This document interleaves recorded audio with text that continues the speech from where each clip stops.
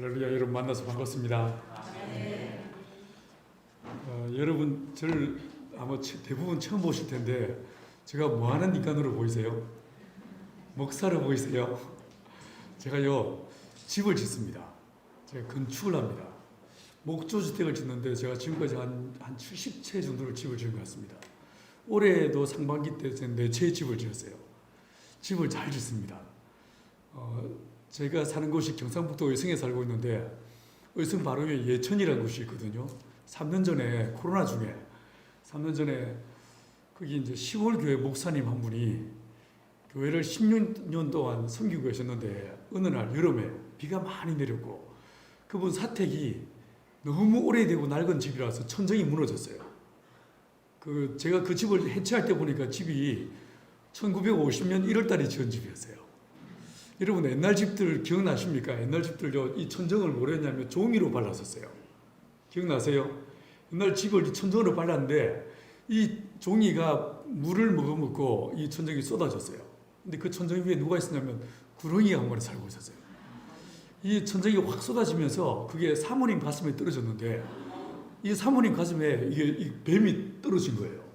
그 사모님 자다가 만졌는데 물크덩했을 때 얼마나 놀랐겠습니까? 그 뱀은 또 얼마나 놀랐을까요? 이분들이 그 집에 더 이상 들어갈 수가 없었어요. 나중에 그 소식을 듣고 가보니까 정말 이건 사람이 살 집이 아니었어요. 집도 예배당도 너무 낡고 정말 힘든 상황이었어요. 그래서 모금을 해가지고 그걸 새로 지어드렸어요.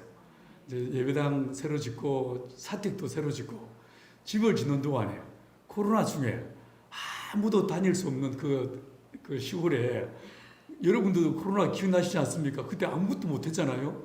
그때 저희들이 이제 자재 사가지고 집을 짓기 시작하는데 그 무료하기 이를 데 없는 시골 마을에 집을 지으니까 마을 주민들 볼거리, 구경거리가 생긴 거 아니겠습니까?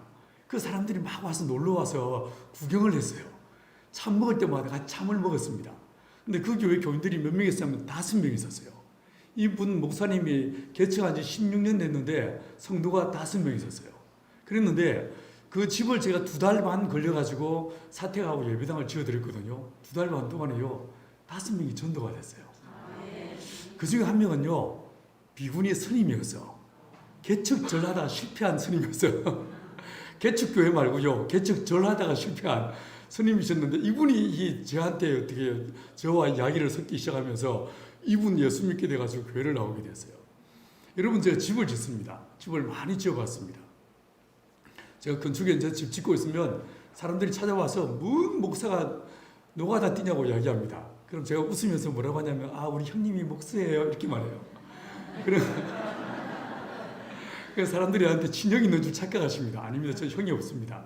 저 위로 누나만 셋 있는데 우리 맏형 되신 예수님 그분이 이 땅에 오셨을 때 직업이 목수셨어요. 그죠? 제가요 집만 짓는 게 아니고요 농사도 짓습니다. 농사를 짓습니다. 제가 정말 많이 다닙니다. 1년에 작년 같은 경우에 15개 나라를 다녔던 것 같습니다. 이걸 제가 뭐 카운트한 게 아니고 요즘은요 구글에서 당신은 지난 1년 동안에 어디를 싸돌아다녔습니다. 이런 리포트를 보내줍니다.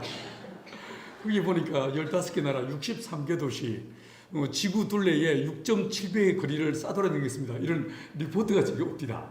제가 진짜 많이 다닙니다.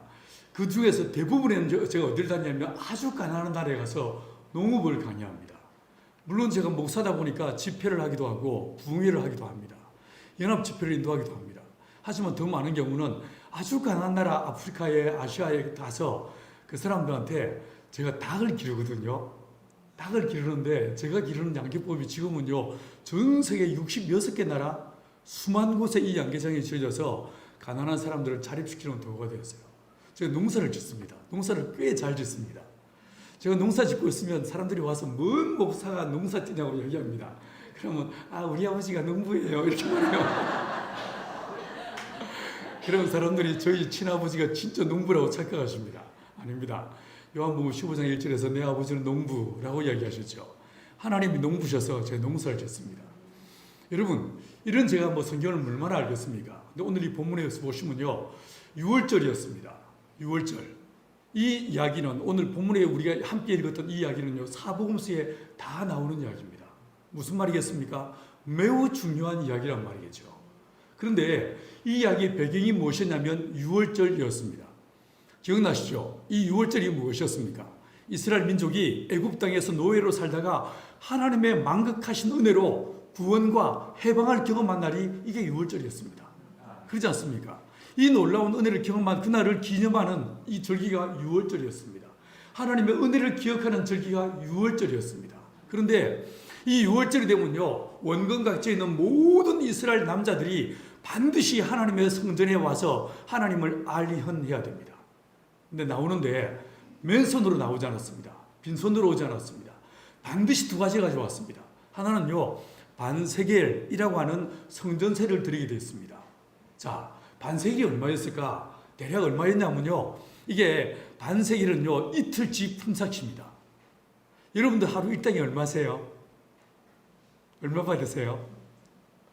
제가 건축 예전에 집 지었다고 했죠.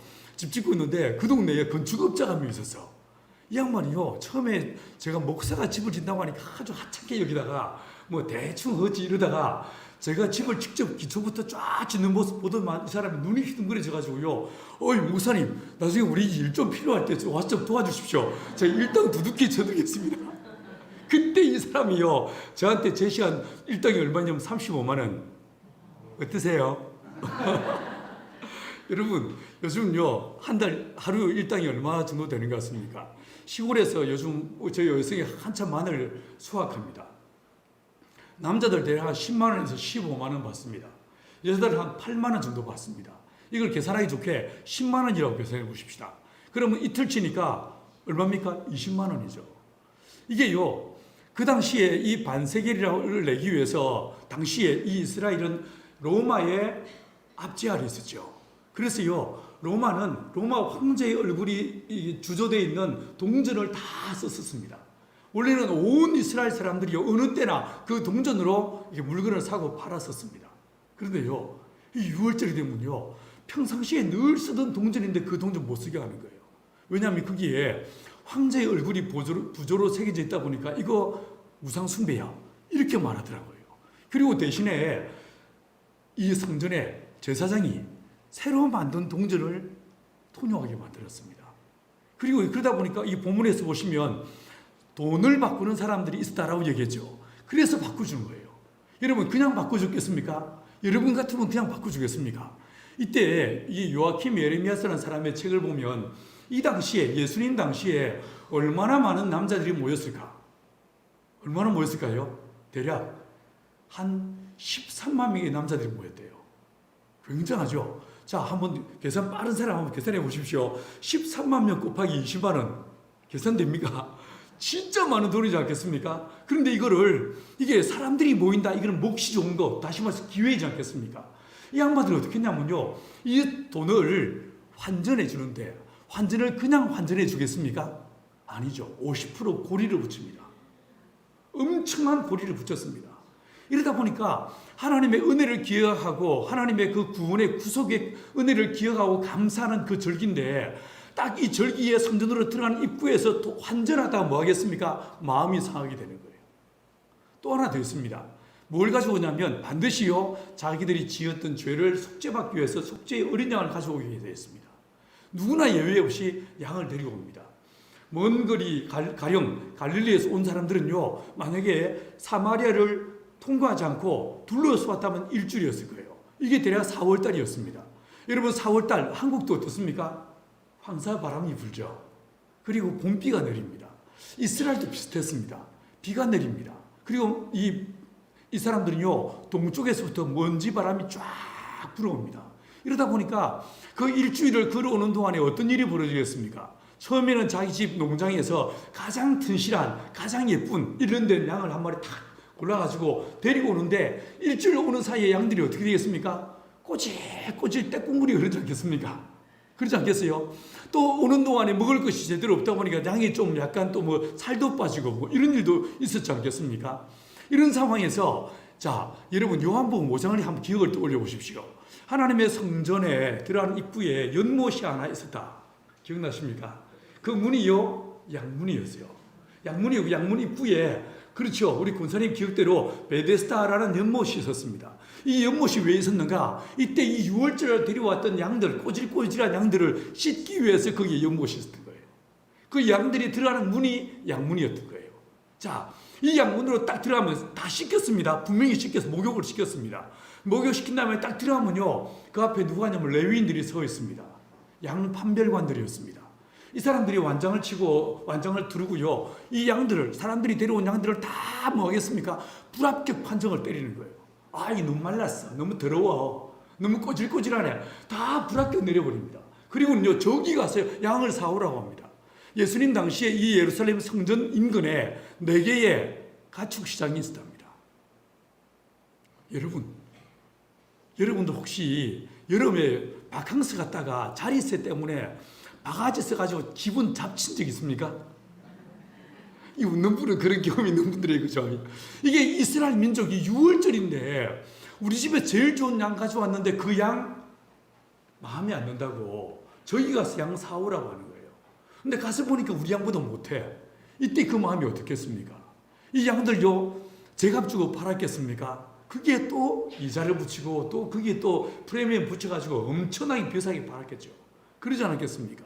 이러다 보니까 이 사람들이 유월절날 왔는데 뭐합니까? 기분 잡치는 거예요. 하나님의 은혜를 기억해야 되는데 그것 때문에 어떤 일이 벌어집니까? 은혜를 기억할 수가 없는 거예요. 자, 그럼 이 일들은 누가 했는가? 누가 이런 짓을 했을까? 누가 이 하나님의 만민이 기도하는 이 집을 장사꾼의 소굴로 만들었을까? 자, 성전세를 받는 이 반세기를 되는 성전세는요, 누가 이 일을 주관했냐면 산헤드린 공의회 의원들이었어요. 정치 지도자들이 그 일을 합니다.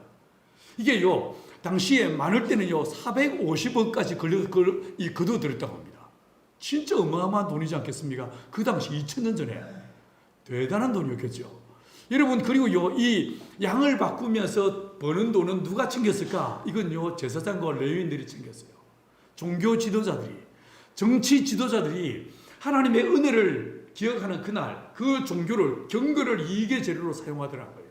이 기가 막힌 모습을 우리 주님이 옆에서 지켜보셨습니다. 그 주님 어떻게 하십니까? 가죽으로, 노끈으로 채찍을 만들어서 막 휘둘러 버리십니다. 그리고 뭐라고 하십니까? 19절에서 이 성전을 헐라 라고 말씀하십니다.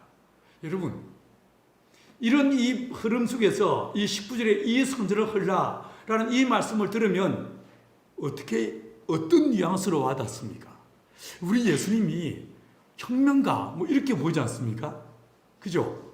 이렇게 확 상을 엎으시고 채찍을 막 휘두르시고 그러시면서 이 성전을 헐라 이러면 꼭 그냥 데모의 선동구처럼 보이지 않습니까? 그런데요, 이 말씀은 진짜 잘 읽어야 되는 말씀입니다. 이 본문에서 보시면 성전이라는 단어가 2번 나옵니다. 보시면요, 먼저 보시면 14절에서 성전 안에서 소와 양과 비둘기 파는 사람들과 라고 성전이 나오죠. 이걸요, 헬라어 원문으로 읽어보면 이때 쓰여지는 이 성전이라는 단어는 히에론이라는 단어를 쓰고 있습니다. 히에론은 성전만 가리키는 단어가 아닙니다. 성전과 함께 회랑, 심지어요, 성전이 있는 그 산까지 포함하는 넓은 의미에서의 성전을 이야기할 때 히에론이라는 단어를 쓰게 되어 있습니다. 자, 이스라엘 민족이 그것도 정치, 종교 지도자들이 지금 뭐 했습니까? 히에론을 더럽혔습니다. 맞죠? 그런 상황에서 예수님께서 이 본문 19절에서요, 이 성전을 헐라라고 말씀하십니다. 근데 여기서 이 성전이라고 말할 때 이 성전은요, 히에론이라는 단어가 아니에요. 어떤 단어를 쓰고 있냐면 나우스라는 단어를 쓰고 있습니다. 이 나우스는요, 성전 그 자체를 가리킬 때 쓰는 말이에요.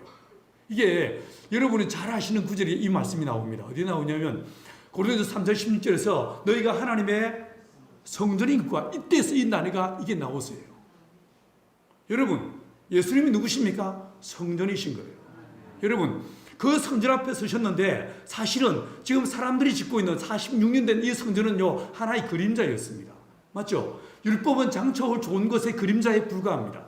이 성전은요, 예수님의 그림자인 거예요. 그렇죠? 자, 다시 한번 들어가 볼게요. 여러분, 이 성전 전에 무엇이 있었습니까? 성막이 있었습니다. 텐트가 있었죠? 여러분, 이 성막은요, 잘 생각해 보십시오. 하나님을 만나는 곳이었어요. 주님의 말씀을 듣습니다. 거기서요, 속죄와 용서를 받는 장소가 하나님의 성막이었습니다. 그런데 이 성전이 지어지면 성막은 어떻게 됩니까? 무너집니다. 맞죠? 무너지는 거예요. 자, 근데 성전이 세워졌습니다. 성전이 세워졌는데 누가 오셨습니까? 참 성전이신 예수가 오신 거예요. 맞죠? 그러면 이 성전은 어떻게 됩니까? 무너져야 되는 거예요. 맞죠? 성전은 무너져야 되는 거예요. 여러분, 예수님도요, 성전이세요. 근데 주님께서 뭐라고 하십니까? 이 성전을 헐라라고 말씀하시는 거예요. 여러분, 이걸 요 두 가지로 한번 바라보십시다. 자, 사람들이 요 히에론을 더럽혔습니다. 그렇죠? 사람들이 히에론을, 이 경건을 이계 재료로 만들어 버렸습니다. 죄는 누가 지었습니까? 종교 지도자들이, 정치 지도자들이 죄를 지었습니다. 더럽혔습니다. 근데 주님께서요, 그 죄 지은 그 사람들을 향해서 채찍을 휘두시고 와 그냥 지기불라 이렇게 하시는 게 아니고, 주님 어떻게 하십니까? 당신의 몸을 가리키면서 이 성전을 헐라라고 말씀하시다. 죄는 이스라엘 사람들이 지었는데 누가 죽습니까? 예수가 죽더라고요. 여기서 헌다는 말이요, 이 진짜 무서운 단어입니다. 이 성전을 헐라, 이 말이요, 리사테라는 말인데요, 죽인다, 멸한다는 뜻이에요. 하나님의 아들이신 예수님께서 당신의 몸을 사람들이 내어주시는 거예요. 그리고 뭐라고 하십니까? 이 성전을 헐라라고 말씀하시더라고요. 여러분, 그 주님의 죽으심을 통하여 어떤 일이 벌어집니까? 우리가 살게 되는 거예요. 우리가 살게 되는 거예요. 죄는 유대인들이 지었지만 그 유대인들을 주님께서 잡아 죽여버리시는 것이 아니고 죄인 대신에 누가 죽으신다고요? 예수님이 죽으시더라고요. 이게 요 복음의 본질과 핵심을 우리에게 보여주고 있는 거예요. 뿐만 아닙니다. 한 걸음 더 나가 보십시다. 좀 전에 말씀드리기를 성막이 무너지면 성전이 세워진다. 다르게 말할까요? 성전이 세워지면 성막은 반드시 무너지는 거예요. 그러면 예수님이 오시면 이 성전은 무너져야 되는 거예요. 맞죠? 근데 우리 예수님, 성전 대신 우리 예수님께서 십자가에 못 박혀 피 흘리시니까 우리가 뭐가 됩니까? 우리가 성전이 되는 거예요. 그렇죠? 흙으로 지으신 저와 여러분들이 하나님의 성전이 되는 거예요. 그럼 우리가 이 옥체를 보존하고 우리가 이 몸 가지고 이 땅에서 천년만년 살 것처럼 그냥 잘 살다가 주님 부르시면 가면 되겠습니까? 아니죠. 동일한 패턴으로 성전이 세워지려면 성막이 무너지는 것처럼, 예수님 오시니까 성전이 무너지는 것처럼, 여러분 이 시대에 우리 주변에 아직 주를 알지 못하는 수많은 사람들이 하나님의 성전으로, 하나님의 백성으로 세워지려면 내가 뭐 해야 됩니까? 내가 죽어야 되는 거예요. 그렇죠? 내가 죽어야 되는 거예요. 이게요, 하나님의 거룩한 원리인 거예요. 우리는 본향이 있는 사람들이에요. 우리 갈 곳이 있는 사람들이에요. 맞죠? 여러분, 죄는 내가 지었는데 주님 나를 죽이시는 것이 아니라 당신의 몸을 가리키면서 리사테, 이 몸을 헐라라고 말씀하셨어요. 제가 지금은 경상북도 의성에 있습니다. 근데 그전에는요, 제가 어디 있었냐면 제가 온누리교회에 있었습니다. 군대 제대한 다음에 이 청운교회에 다시 주님, 우리 김 목사님 저를 부르셔서 여기 뭐 잠시 있다가 제가 온누리교회 부목사로 들어갔습니다. 들어갔는데 제가요, 한 3년 동안은 그 교회에서 정말 배울 게 많았습니다. 한 2년 동안은 진짜 재밌었습니다. 근데 딱 3년째 되니까 때려 죽인다 해도 그게 못 있겠습니다. 왜냐하면 내 그 교회에서 만나는 거의 대부분의 사람들은 여러분들처럼 주일 저녁에도 예배당에 오는 신실한 사람들, 이런, 제가 회의하고 모임하고 예배를 드리는데 성경 공부를 가르치는데 제가 만나는 99%의 사람들이 교회 다니는 사람들인 거예요. 다 예수 믿는 사람들만 만나더라고요. 제가 그런 분들 만나면 어떻게 하겠습니까? 다소곳이 두 손 모고 안녕하세요 이러면서 점점 여성화돼간 내 모습 보는데 미치겠습니다.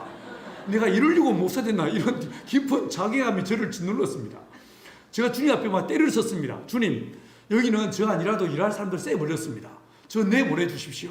예수 예자도 모르는 시골 마을에 들어가서 목사 계급장 떼고 그들과 똑같이 농사 지으면서 우리 예수님의 말씀이 육신 되셨던 것처럼 저도 내 삶으로 복음을 전하고 싶습니다. 라고 때를 썼습니다.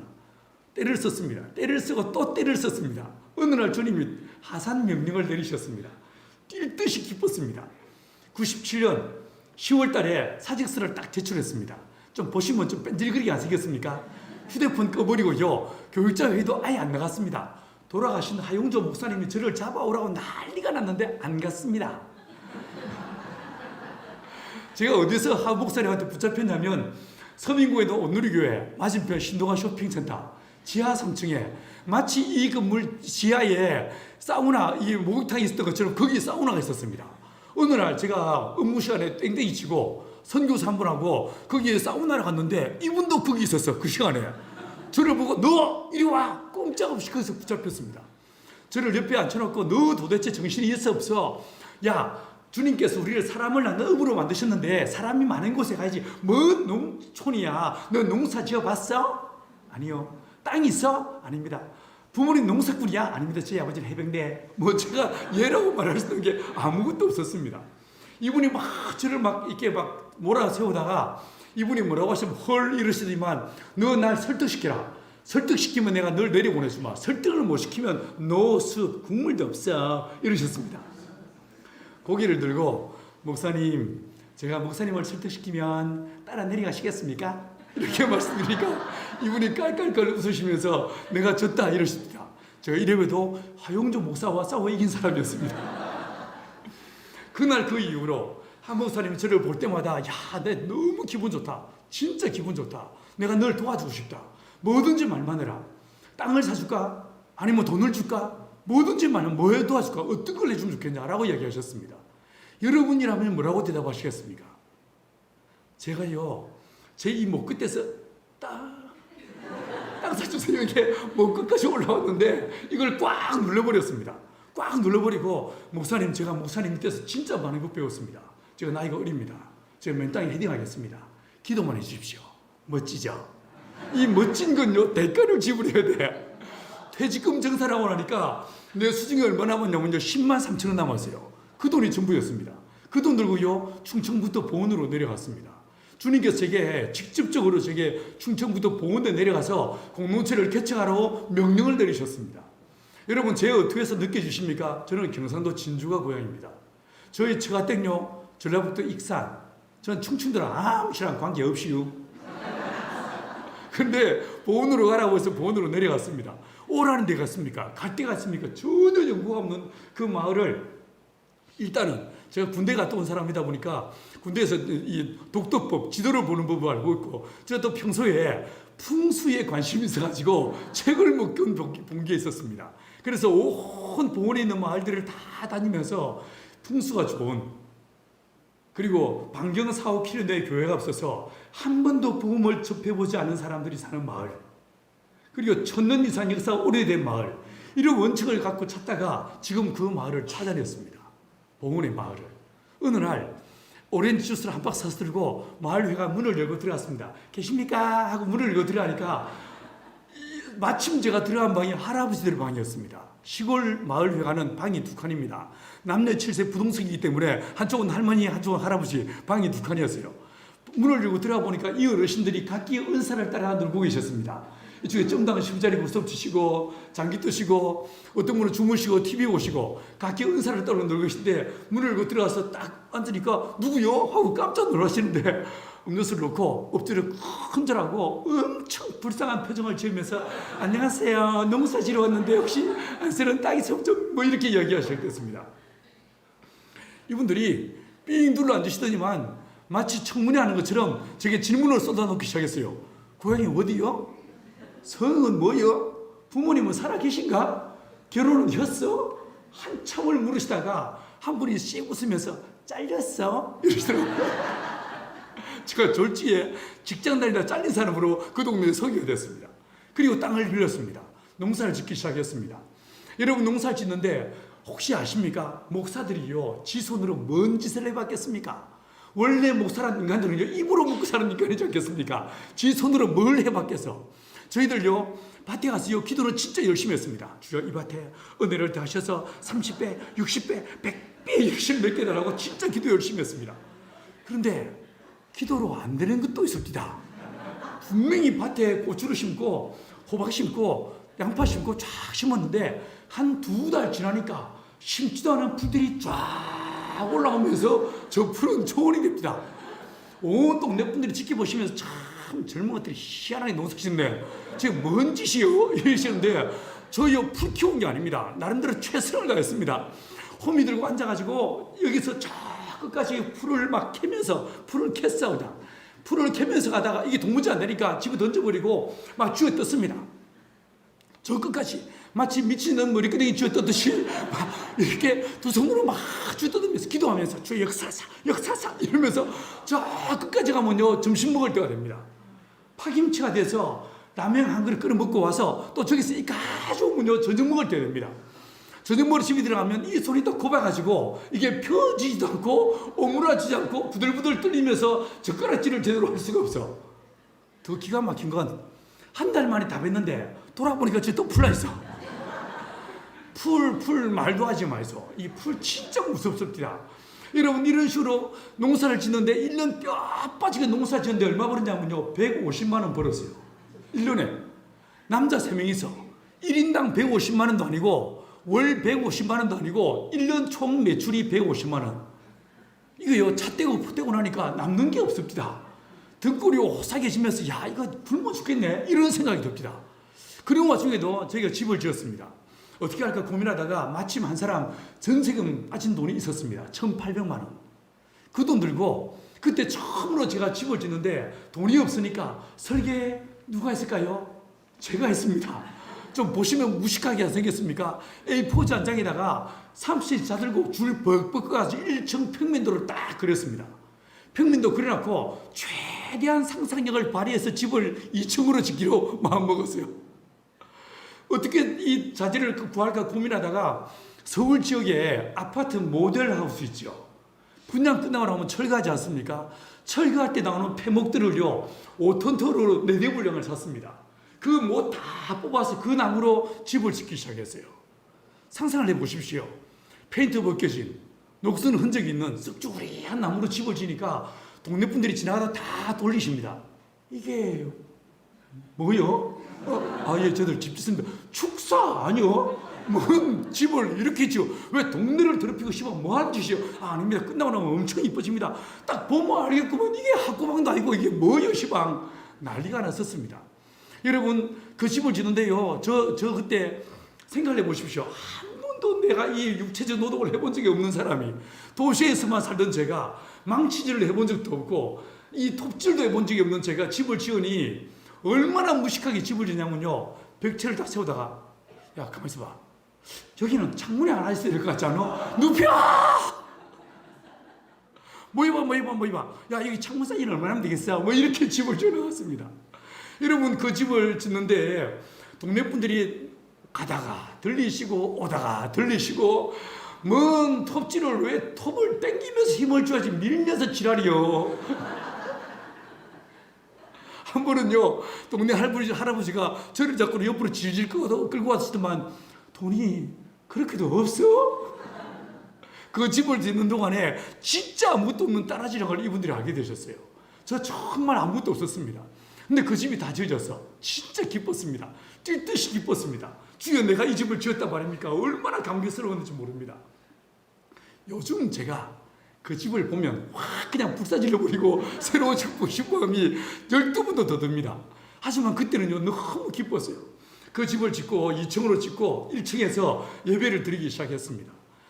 저희들끼리 정말 예수님처럼 하고 싶어서 교회 간판도 붙이지 않고 십자가도 달지 않았습니다. 저희들끼리 예배를 드리는데 이게 어느 날 한 2달 지났는데 동네 할매들이요 오기 시작하는 거예요. 나도 와도 돼야? 이러면서 오시는 거야. 이분들은요 예배 드리러 오는 게 아닙니다. 설교 들으러 온 것도 아닙니다. 제 이야기 들으러 왔습니다. 재밌으세요? 이분들이요 이렇게 이야기하는 제 이야기를 듣기 위해서 오셔서 그냥 이게 한참 찬송하고 있으면 벌써 시작했어? 이러면서 들어오십니다. 그리고 설교 시간에는 설교가 아니라 이야기를 들으셔서 어느 날은 제가 바디메오 눈 뜨는 장면을 신나게 풀어서 막 설명하고 있는데 동네 할매 한 분이요 손을 삐죽이 들면서 강 목사 봤어?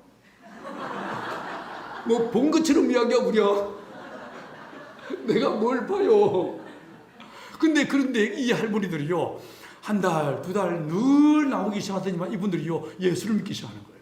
내가 강 목사 이야기 들어보니까 예수가 누군지 알겠네 이러시면서 세례받기 시작하고 예수를 믿기 시작하는 거예요.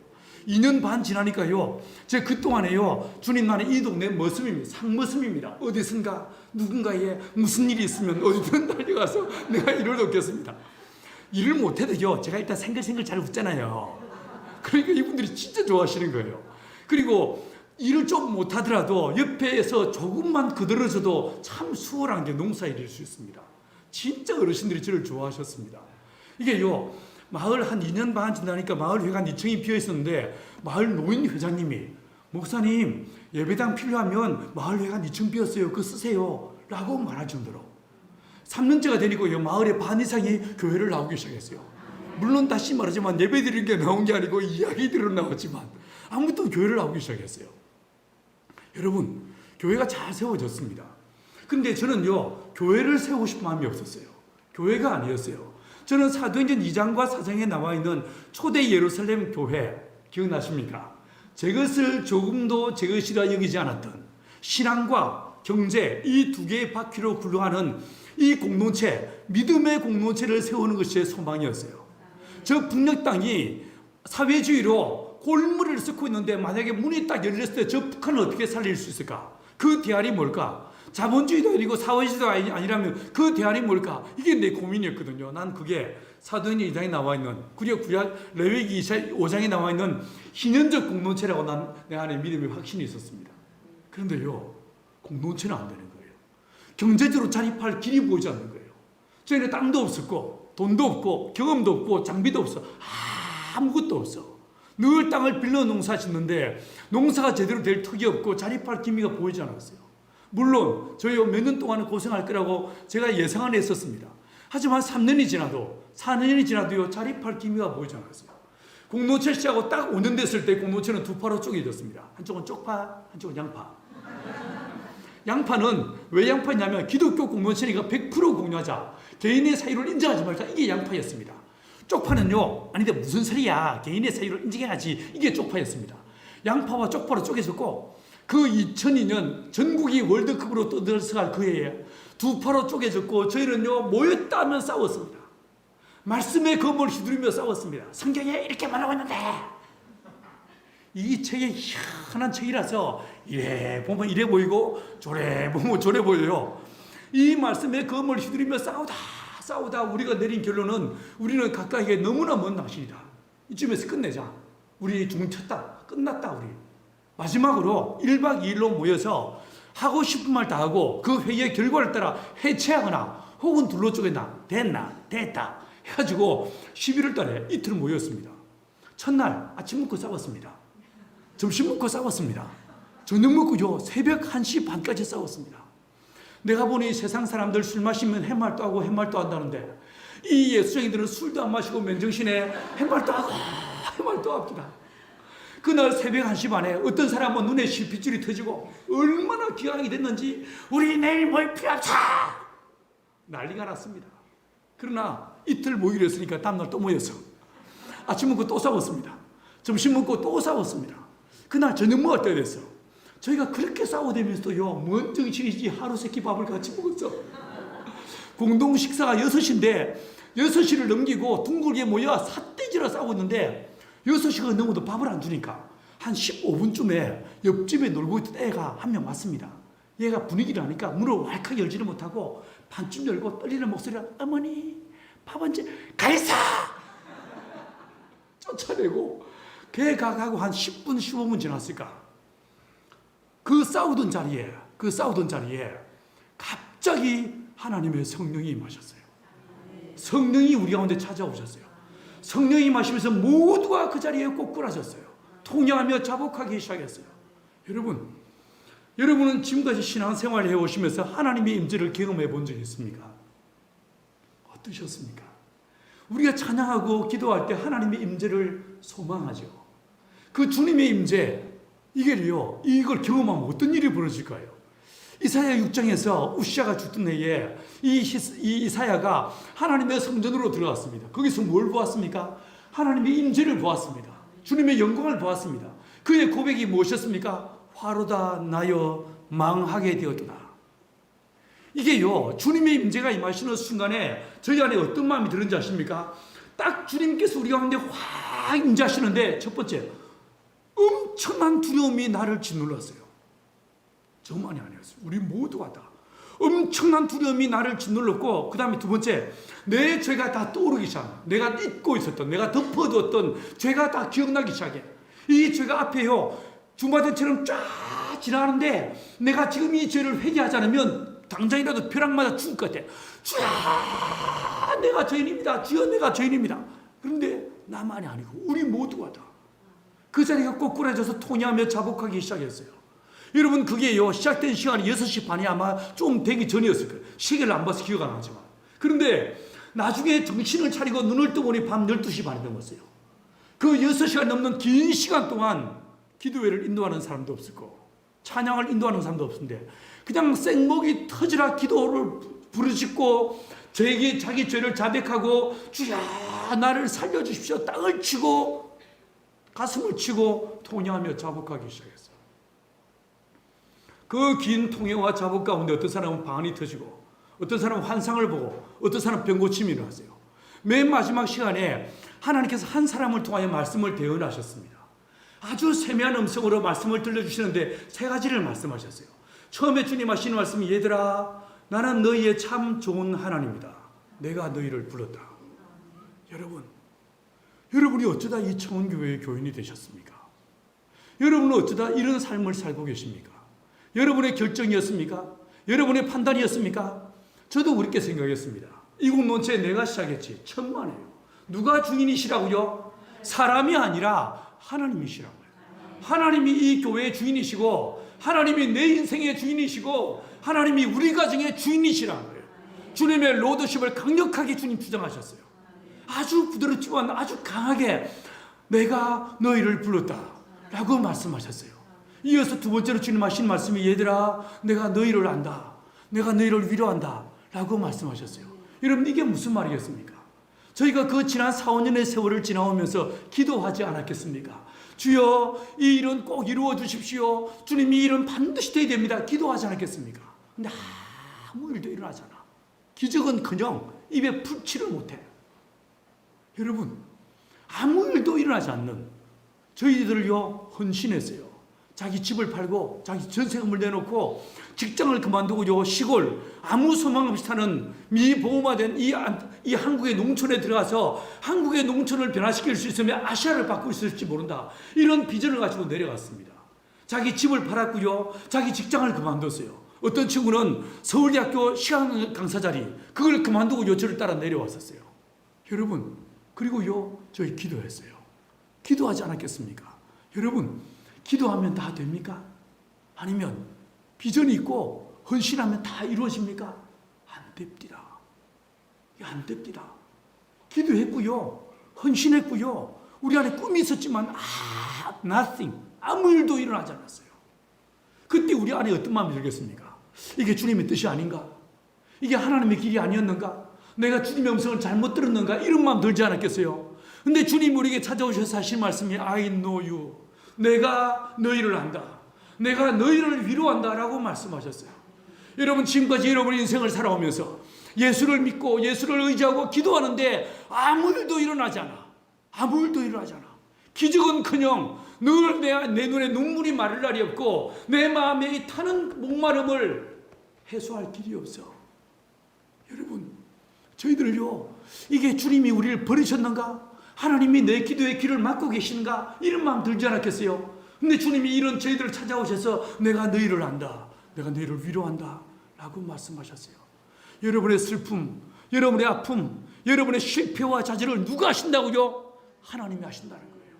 하나님이 여러분을 아시고 하나님이 여러분의 눈물을 보시고 여러분의 고통을 이해하시고 여러분을 위로하신다고 주님 말씀하실 줄 믿습니다. 세 번째로 주님 이어서 하시는 말씀이 내가 이 공동체를 통해서 영광을 받으시겠다라고 말씀하셨습니다. 그 사건으로 이 공동체가 회복되었습니다. 관계가 회복되어지고 그리고 예배가 회복되었어요. 그런데요 그게 끝이 아니었어요. 그 이듬해 땅을 빌려 농사 짓는데 농법이 달라진 것도 아니고 사람이 달라진 것도 아니었어요. 여전히 땅을 빌려 농사 짓는데 여러분 저희가 고추를 심고 콩을 심고요 감자를 심었어요.